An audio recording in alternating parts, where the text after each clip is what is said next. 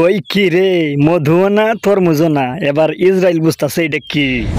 যাই হোক, ইসরায়েল এবার হারে হারে টের পাইতেছে ফিলিস্তিনি গাজার মুসলমানদেরকে নির্মমভাবে হত্যা করার কি পরিণাম হতে পারে। আর ইরান তো অলরেডি ইসরায়েলকে একবার হাব্বা হাব্বা ডাকাই লাইতেছে। কি বলেন মেসি ভাই? তবে আরো আগে ইরান ঘুম থেকে জাগ্রত হওয়া উচিত ছিল। রোনালদো ভাই, মেসি ভাই কিন্তু সত্য কথাই বলছে। কি বলেন আপনি? অফকোর্স, ইরান যদি আরো আগে অ্যাকশন নেওয়া শুরু করতো তাহলে হয়তো ফিলিস্তিনি ভাইদেরকে এভাবে প্রাণ হারাতে হতো না। আর এখনো সময় আছে, যদি ইসলামিক সব দেশগুলো একত্রিত হয়ে যায় তাহলে ইসরায়েল পালিয়ে যাওয়ার রাস্তা খুঁজে পাবে না।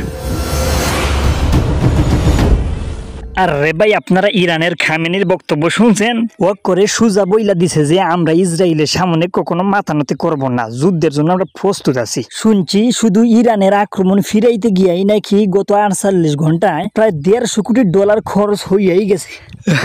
তাইলে তো ইসরায়েল এবার ভিক্ষা করার জন্য রাস্তায় নামতেইব। আমার তো মনে হয় ওরা ফিলিস্তিনিদের সাথে যে আচরণ করছে ওদেরকে কেউ ভিক্ষাও দিব না। ও করে 100% রাইট। আর এইরকমটাই তো হওয়া উচিত। আচ্ছা যাই হোক, আমরা আর ওইসব বিষয় নিয়ে কথা কওয়ার দরকার নাই। কেন মেসি ভাই, দেখস না আঙ্গু এত কষ্ট করে ভিডিও বানাই, আঙ্গুর ভিডিওতে কেউ সাপোর্ট করে রে। এটা তো সত্য কথা। যাই হোক, মন খারাপ করার কোনো দরকার নাই, এখন থেকে সবাই সাপোর্ট করবো।